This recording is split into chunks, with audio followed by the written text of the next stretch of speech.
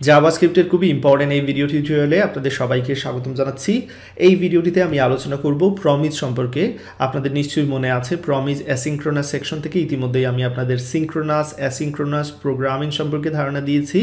আমি আপনাদের ধারণা দিয়েছি কলব্যাক হায়ার অর্ডার ফাংশন সম্পর্কে। আশা করি সেই ভিডিওগুলো দেখে নিয়েছেন। যারা দেখেননি অবশ্যই ভিডিওগুলো দেখার পরে এই ভিডিওতে চলে আসতে হবে। তো যেমনটা বলেছি এই ভিডিওতে আলোচনা করব প্রমিস নিয়ে, এবং এইখান থেকে আপনারা শিখে নেবেন কিভাবে প্রমিস ক্রিয়েট করতে হয়, কিভাবে সেই প্রমিসটাকে ব্যবহার করতে হয়, কিভাবে মাল্টিপল প্রমিস ব্যবহার করতে হয়, অর্থাৎ অল রেস এই ফাংশনগুলো নিয়ে আলোচনা করব। প্রমিস চেইনিং সম্পর্কে আলোচনা করব। তো চলুন শুরু করা যাক। প্রথমেই আমরা শুরু করব কিভাবে প্রমিস ক্রিয়েট করতে হয় সেটা দিয়ে।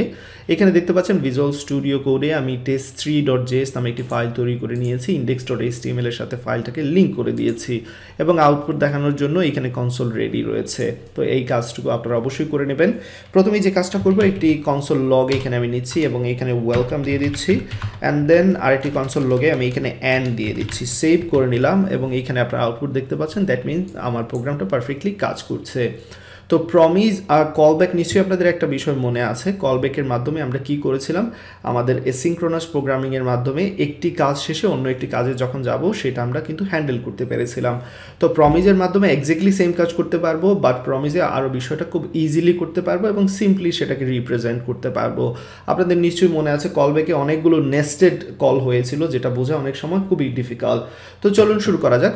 আমরা আসলে প্রমিসটা কীভাবে তৈরি করতে সেটা শিখি প্রথমে, দেন কীভাবে সেই প্রমিসটা ব্যবহার করতে সেটা শিখি, দেন ধীরে ধীরে যে আমাদের কলব্যাকের যে প্রবলেমটা ছিল টাস্ক 1 টাস্ক 2তে অনেকগুলো আসলে নেস্টেড হয়ে গিয়েছিল, সেটা কিভাবে আসলে ইজিলি রিপ্রেজেন্ট করতে হয় সেটা আমরা শিখব। তো কিভাবে প্রমিস ক্রিয়েট করতে হয় সেটা আলোচনা করছি। How to create promise. এখানে একটা কমেন্ট দিয়ে দিচ্ছি, এতে করে আপনাদের বুঝতে সুবিধা হবে। তো এখানে জাস্ট একটা ভেরিয়েবল নিয়ে নিচ্ছি কনস্ট্যান্ট, ধরা যাক p1 বা promise1 নামে, আপনারা যে কোনো নাম দিতে পারেন। এবার আমরা প্রমিস ক্রিয়েট করব। প্রমিস ক্রিয়েট করার জন্য নিউ প্রমিস এটা মাস্ট লিখতে হবে, অ্যান্ড দেন এইখানের মধ্যে আমরা একটি কলব্যাক ফাংশন পাস করব, এবং কলব্যাক ফাংশনের মধ্যে দুইটি প্যারামিটার থাকবে। এখানে লক্ষ্য রাখবেন, একটি হচ্ছে রিজলভ ফাংশন এবং অন্যটি হচ্ছে রিজেক্ট ফাংশন। এই যে আমাদের প্রমিস তৈরি করা হয়ে গেল। তো প্রমিস তৈরি করা আসলে রিয়েল লাইফের প্রমিসের মতোই। ধরা যাক আমি আপনাদের বললাম যে 1 মাসের মধ্যে আমি ES6 এর যে প্লেলিস্টটা আছে সেটা কমপ্লিট করব। এখন এই যে আমি বললাম যে কথাটা, এটা হচ্ছে পেন্ডিং অবস্থায় আছে, এই প্রমিসটা পেন্ডিং অবস্থায় আছে। তো এক্স্যাক্টলি আমাদের যে প্রমিসটা এটা আসলে 3টি স্টেজ আছে পেন্ডিং। দেন যদি 1 মাস পর আমি এই প্রমিসটা রাখতে পারি, দ্যাট মিনস এটা রিজলভ করতে পেরেছি, সাকসেসফুলি এটা রিজলভ করা হয়ে গেছে। সো এটা রিজলভ যদি সাকসেসফুল হয়, প্রমিসটা যদি রাখতে পারি সেক্ষেত্রে এটা রিজলভ, আর যদি না রাখতে পারি সেক্ষেত্রে এটা আসলে রিজেক্টেড। সো এই বিষয়টা একটু লক্ষ্য রাখবেন। একটি প্রমিসের 3টি স্টেট থাকে। যখন প্রমিসটা করা হয় সেটা পেন্ডিং অবস্থা রয়েছে, যদি সেই প্রমিসটা কমপ্লিট করা হয় দ্যাট মিনস এটা সাকসেসফুল, এইখানে আমরা রিজলভ কল হবে, অ্যান্ড যদি প্রমিসটা আমরা রাখতে না পারি সেক্ষেত্রে রিজেক্ট ফাংশন কল হবে। তো আশা করি এতটুকু বুঝতে পেরেছেন। তো ধরা যাক আমি এখানে একটি কন্ডিশন দিয়ে দিচ্ছি, এতে করে আপনাদের বুঝতে সুবিধা হবে। লেট কমপ্লিটেড প্রমিস ইকুয়াল দিয়ে দিচ্ছি এখানে ট্রু। দেন এখানে ডেফিনেটলি আমি স্পেলিং মিস্টেক করেছি, আপনারা সেটা লক্ষ্য রেখেছেন, কমপ্লিটেড। ওকে, তো এবার লক্ষ্য রাখবেন আমি একটা কন্ডিশন এখানে দিয়ে দিলাম, এতে করে আপনাদের বোঝাতে সুবিধা হবে। এই কন্ডিশনের উপর ভিত্তি করে আমি বলতে পারবো যে আমার প্রমিসটা কি হয়েছে, রিজলভ অথবা রিজেক্ট হয়েছে, অর্থাৎ সাকসেসফুল অথবা ফেল হয়েছে।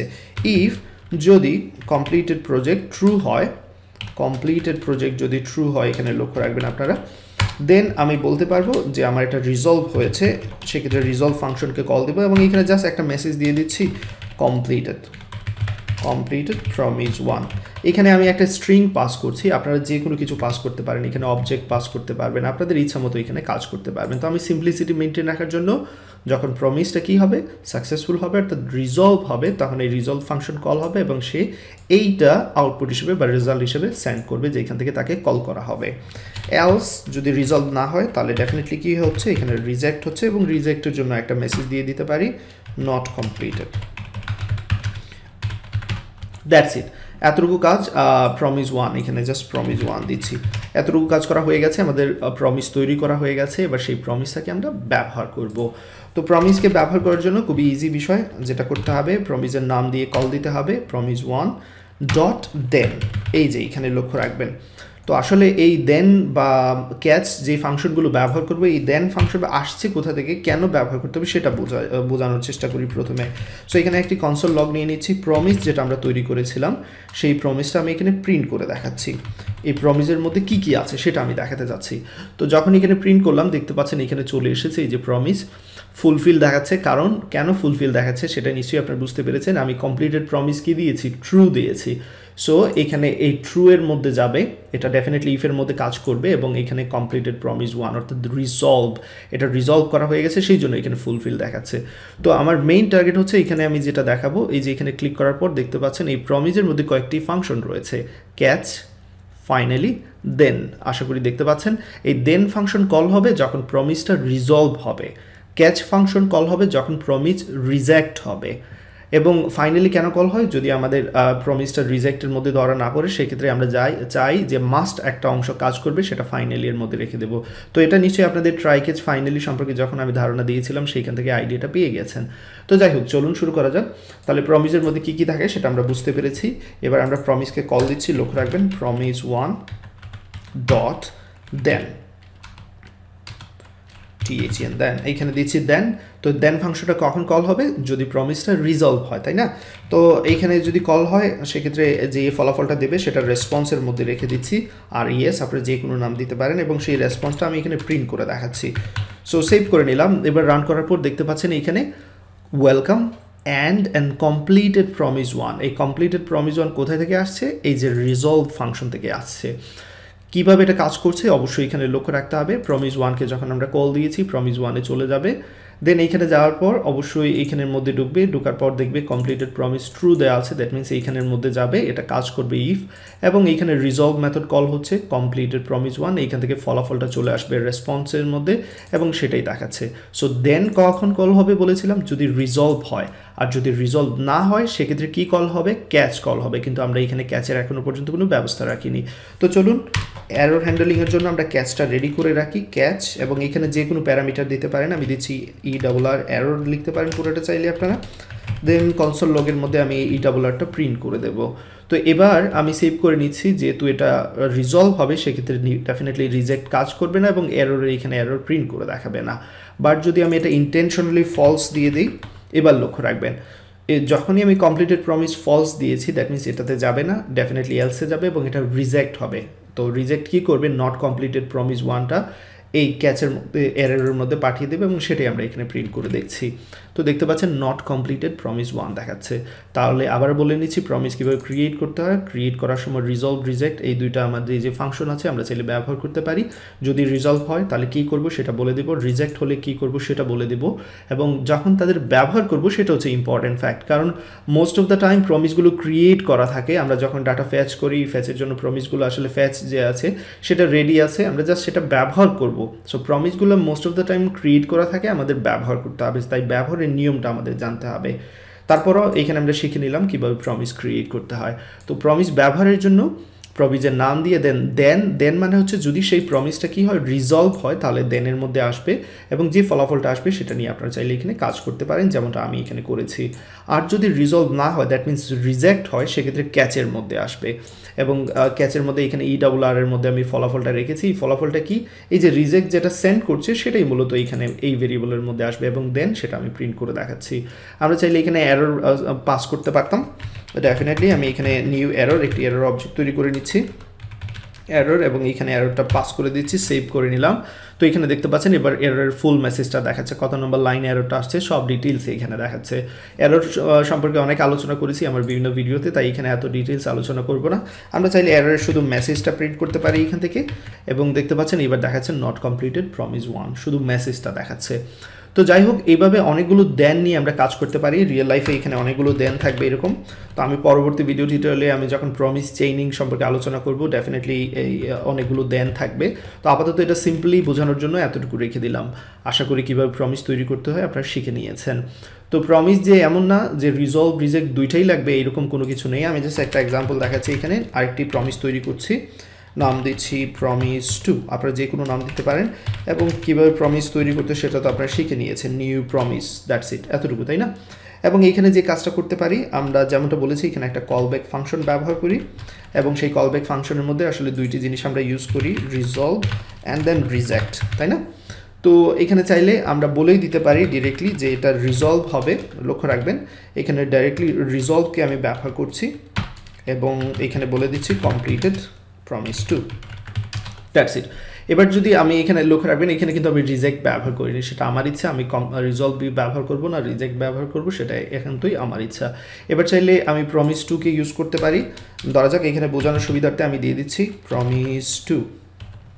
প্রমিস টু ডট দেন, এবং দেন কেন ব্যবহার করলাম কারণ আমি জানি এটা রিজলভ হবে, সো ডেফিনেটলি দেন এইখানে কল হবে, সেই জন্য দেনের মধ্যে আমি যে কাজটা করতে পারি একটি ভেরিয়েবল নিয়ে নিচ্ছি রেসপন্সকে রাখার জন্য।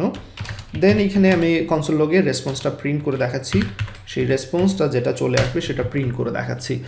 সো এখানে দেখতে পাচ্ছেন কমপ্লিটেড প্রমিস টু দেখাচ্ছে, এই যে কমপ্লিটেড প্রমিস টু দেখাচ্ছে, এবং এইখানে আরও দেখতে পাচ্ছেন আপনারা এখানে দেখাচ্ছে not completed promise one.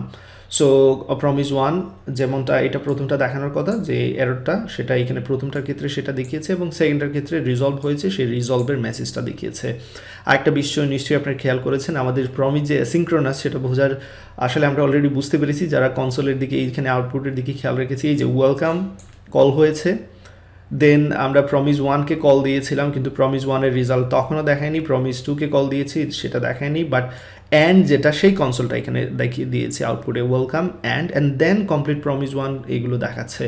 So আমাদের প্রমিস যেগুলো সেগুলো অ্যাসিঙ্ক্রোনাস, সেটা আর বুঝতে আমাদের বাকি নেই, তাই না? আমি যদি এখানে এটাকে ট্রু করে দেই তো এবার কি হবে আউটপুট নিশ্চয়ই আপনারা বুঝতে পেরেছেন।